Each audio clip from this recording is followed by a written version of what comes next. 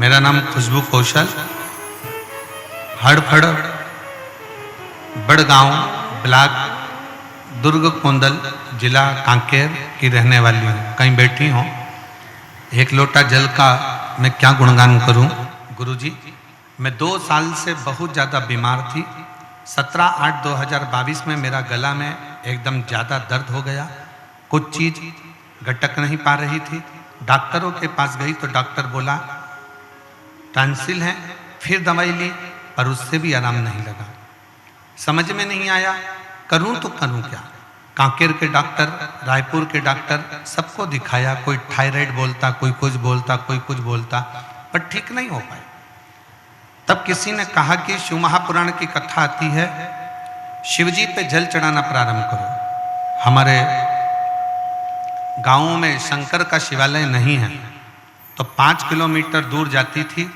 फिर मैं हार नहीं मानी, 5 किलोमीटर दूर जाकर शंकर के ऊपर जल चढ़ाकर उसको पीना प्रारंभ करा। जैसे ही पीना प्रारंभ करा, मेरे शरीर में धीरे धीरे आराम लगना प्रारंभ करा।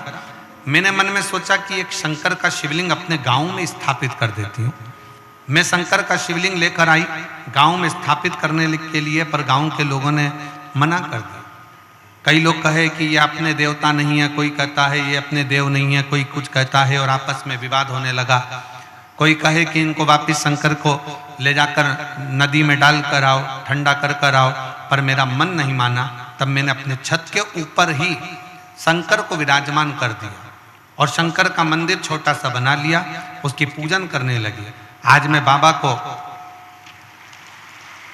प्रणाम करती हूँ और बाबा से यही प्रार्थना करती हूँ, बाबा कई लोगों ने मुझे बड़ी बीमारी बताई थी, पर बाबा ने ऐसी कृपा कर दी कि आज मैं शंकर का चढ़ा हुआ जल पीती हूँ।